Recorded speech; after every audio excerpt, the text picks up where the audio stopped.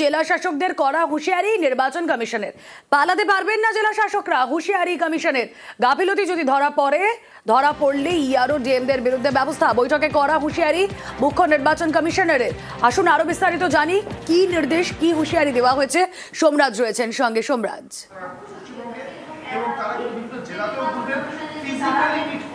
দেখো, জেলা ধরে ধরে আজকে এসআইআর এর কাজের মূল্যায়ন করা হয়েছে মুখ্য নির্বাচন কমিশনার জ্ঞানেশ কুমারের তরফে, এবং সেখানে যে ভুল ডকুমেন্টগুলি আপলোড করা হয়েছে তা নিয়ে জেলা শাসকদের উদ্দেশ্যে কড়া হুঁশিয়ারি দিলেন মুখ্য নির্বাচন কমিশনার জ্ঞানেশ কুমার বলে কমিশন সূত্রে আমরা জানতে পারছি।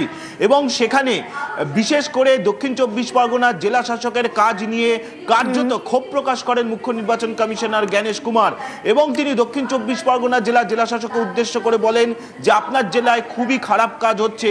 পাশাপাশি ইআরওরা যে ডকুমেন্টগুলি আপলোড করেছে তার মধ্যে সুপার চেকিং করে এমন কিছু ডকুমেন্ট ধরা পড়েছে যা এসআইআর এর নথি গ্রহণযোগ্য নয়, এবং সেখানে মুখ্য নির্বাচন কমিশনার বৈঠকের মধ্যেই ডকুমেন্ট তুলে দেখিয়ে দেখান যে কেউ আবার সংবাদপত্রের কপিও আপলোড করে দিচ্ছেন, আবার কেউ পাসপোর্ট আপলোড করার কথা বলছেন, কিন্তু সেখানে দেখা যাচ্ছে পাসপোর্টের বদলে একটা ব্ল্যাঙ্ক পেপার। এই ধরনের গাফিলতি কেন হবে? তখন বৈঠকে উপস্থিত থেকে রাজ্যের মুখ্য নির্বাচনী আধিকারিক মনোজ কুমার আগরওয়াল বলেন যে এই বিষয়গুলি তাদেরও নজরে আসছে এবং এই ধরনের ঘটনা যারা করছেন তাদের বিরুদ্ধে শাস্তিমূলক পদক্ষেপ নেওয়া উচিত। তখন মুখ্য নির্বাচন কমিশনার বলেন সিওকে যে তিনি সুপারিশ পাঠান, জাতীয় নির্বাচন কমিশন শাস্তিমূলক পদক্ষেপ নেবেন। পাশাপাশি দক্ষিণ 24 পরগনা জেলার সঙ্গে উত্তর 24 পরগনা, মালদা, কোচবিহার জেলার কাজ নিয়েও কার্যত ক্ষোভ প্রকাশ করেন এদিন মুখ্য নির্বাচন কমিশনার। তিনি স্পষ্ট বলেন তারা এটা ভাববেন না, অর্থাৎ জেলা শাসকদের উদ্দেশ্যে হুঁশিয়ারি দেন যে তারা এটা ভাববেন না যে আজ তারা পালিয়ে যেতে পারবেন, পালিয়ে যেতে তারা পারবেন না।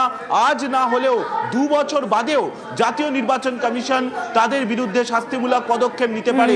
অর্থাৎ আজকের বৈঠকে এসআইআর এর কাজ নিয়ে যে ডকুমেন্টগুলি আপলোড করা হচ্ছে যা এসআইআর এর নথি গ্রহণযোগ্য নয়, তারপরেও এই ডকুমেন্টগুলি আপলোড করে জেলা শাসকরা ভেরিফাই করে পাঠিয়ে দিচ্ছেন, তা নিয়েই ক্ষোভ প্রকাশ করেন দেশের মুখ্য নির্বাচন কমিশনার।